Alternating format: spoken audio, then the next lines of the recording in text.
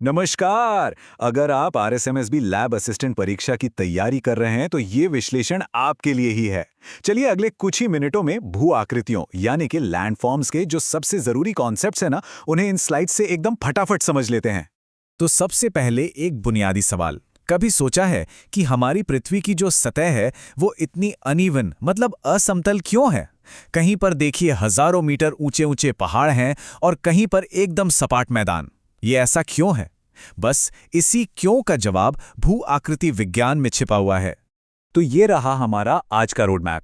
सबसे पहले हम समझेंगे कि धरातल पर एक संघर्ष क्या चल रहा है। फिर हम बात करेंगे निर्माता बलों की यानी एंडोजेनिक फोर्सेस की। उसके बाद विध्वंसक बलों एक्सोजेनिक फोर्सेस को देखेंगे। फिर हम जानेंगे मुख्य स्थलाकृतियों के बारे में और फिर देखेंगे कि किस प्रक्रम से कौन सी आकृति बनती है। और हाँ, आखिर में होगा एक परीक्षा स्पेशल रैपिड रिवीजन। चलिए तो शुरू करते हैं हमारे पहले हिस्से से, और ये इस पूरे टॉपिक की नींव है। धरातल पर लगातार चलने वाला एक महान संघर्ष। तो भू आकृति विज्ञान, जिसे हम इंग्लिश में जियोमॉर्फोलॉजी कहते हैं, ये असल में वो साइंस है जो ये स्टडी करता है कि ये जो लैंडफॉर्म्स हैं ये कैसे बने, कैसे बदलते हैं और कौन सी प्रक्रियाएं इन्हें ये आकार देती हैं। देखिए, असल में पृथ्वी की जो पूरी सतह है ना, वो दो विरोधी ताकतों के बीच एक जंग का मैदान है। एक तरफ है अंतर्जात बल यानी एंडोजेनिक फोर्सेस।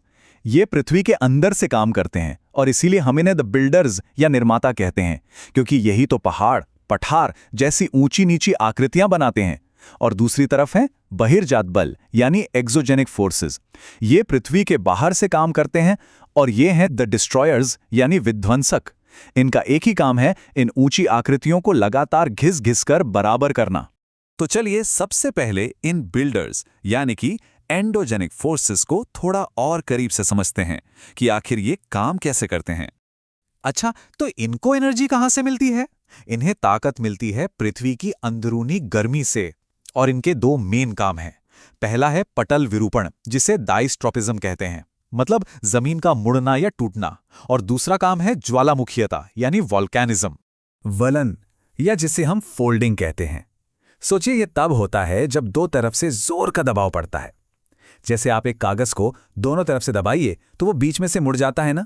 बिल्कुल वैसे ही पृथ्वी की परतें भी मुड़कर लहरदार हो जाती हैं। और इसी प्रोसेस से हिमालय और अपनी राजस्थान की अरावली जैसे फोल्ड माउंटेन्स बने हैं। अब दूसरी प्रक्रिया है भ्रंशन यानी फॉल्टिंग। इसमें क्या होता है कि चट्टानों पर इतना ज्यादा प्रेशर पड़ता है कि वो मुड़ने की बजाय टूट ही जाती हैं। और जब ये टूटती हैं तो एक दरार बनती है जिसे हम फॉल्ट कहते हैं। और इस फॉल्ट के सहारे जमीन का एक हिस्सा या तो ऊपर उठ जाता है या नीचे धंस जाता है। इसी से भ्रंश पर्वत और घाटियां बनती हैं। तो हमारे बिल्डर्स का काम तो हमने देख लिया। अब बात करते हैं उन डिस्ट्रॉयर्स की, उन विध्वंसक शक्तियों की जो इन बने बनाए ढांचों को समतल करने में लगी रहती हैं। और ये हैं बहिर्जात बल। इन सारी बाहरी प्रक्रियाओं के लिए एक शब्द है, अनाच्छादन या डिन्यूडेशन। इसका बहुत सीधा सा मतलब है सतह को ऊपर से घिसकर बराबर करना। इसमें चट्टानों के टूटने से लेकर मलबा कहीं और जमा होने तक सब कुछ शामिल है। और ये पूरा प्रोसेस एक चेन की तरह काम करता है। देखिए, सबसे पहले होता है अपक्षय यानी वेदरिंग। इसमें चट्टानें अपनी ही जगह पर टूटती फूटती हैं। फिर आता है अपर्दन यानी इरोजन, जिसमें हवा या पानी जैसे एजेंट उस टूटे फूटे मलबे को वहां से हटा ले जाते हैं। इसके बाद होता है परिवहन यानी ट्रांसपोर्टेशन। उस मलबे को एक जगह से दूसरी जगह ले जाया जाता है। और आखिर में होता है निक्षेपण यानी डिपोजिशन, जहां उस मलबे को कहीं और जमा कर दिया जाता है। तो इन्हीं बनाने वाली और मिटाने वाली ताकतों की लड़ाई का नतीजा है वो सारी आकृतियां जो हम पृथ्वी पर देखते हैं। तो चलिए अब इन मुख्य स्थलाकृतियों यानी मेजर लैंडफॉर्म्स को देखते हैं। सबसे पहले हैं पर्वत यानी माउंटेन्स। इनकी पहचान क्या है? ऊंचाई और खड़ी ढलानें। ये बनते कैसे हैं? वलन, भ्रंशन या फिर ज्वालामुखी क्रिया से।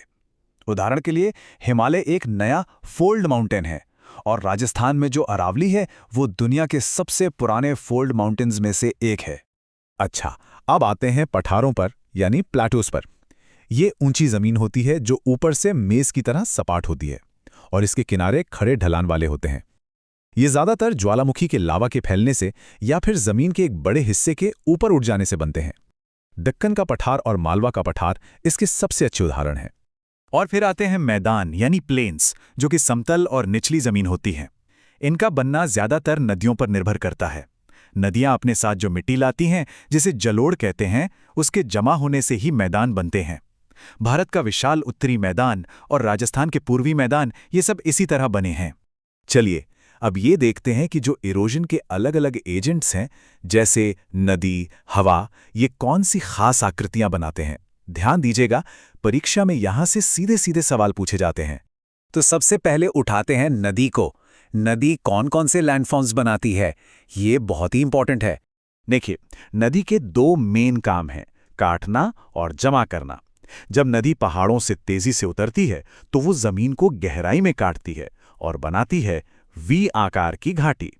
और फिर जब यही नदी मैदानों में पहुंचकर धीमी हो जाती है तो अपने साथ लाया हुआ सारा मलबा जमा करने लगती है। इसी से बनते हैं बाढ़ के मैदान और डेल्टा। बिल्कुल इसी तरह दूसरे एजेंट्स भी काम करते हैं, जैसे कि पवन यानी हवा। ये अपने जमा करने के काम से बनाती है बालू का स्तूप यानी सैंड ड्यून्स, जो कि राजस्थान की ज्योग्राफी के लिए बहुत ही जरूरी है। फिर है हिमनद यानी ग्लेशियर। ये अपनी कटाई से बनाता है यू आकार की घाटी। और जो समुद्री लहरें हैं, वो किनारों की चट्टानों को काट काट कर समुद्री गुफा और मेहराब जैसी आकृतियां बनाती हैं। चलिए अब आते हैं हमारे सबसे जरूरी सेक्शन पर, परीक्षा स्पेशल।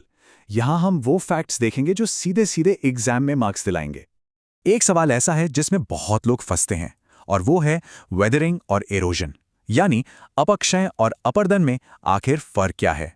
चलिए आज इस कंफ्यूजन को हमेशा के लिए खत्म करते हैं। याद रखिएगा, अपक्षय यानी वेदरिंग एक स्वस्थाने या इन सिटू प्रोसेस है। मतलब ये एक स्टैटिक प्रोसेस है, इसमें कोई मूवमेंट नहीं होता, चट्टान सिर्फ अपनी जगह पर टूटती है। जबकि अपर्दन यानी इरोजन एक डायनामिक प्रोसेस है, इसमें मूवमेंट शामिल है। इसमें टूटे हुए मलबे को एक जगह से उठाकर दूसरी जगह ले जाया जाता है। तो बस वेदरिंग है तोड़ना और इरोजन है ले जाना। और अब कुछ टॉप एमसीक्यू फैक्ट्स का क्विक फायर रिवीजन। याद रखिए, एंडोजेनिक फोर्सेस कंस्ट्रक्टिव हैं, एक्सोजेनिक फोर्सेस डिस्ट्रक्टिव हैं। हिमालयाज नए फोल्ड माउंटेन हैं, अरावली पुराने फोल्ड माउंटेन हैं। वी शेप वैली नदी बनाती है, यू शेप वैली ग्लेशियर बनाता है।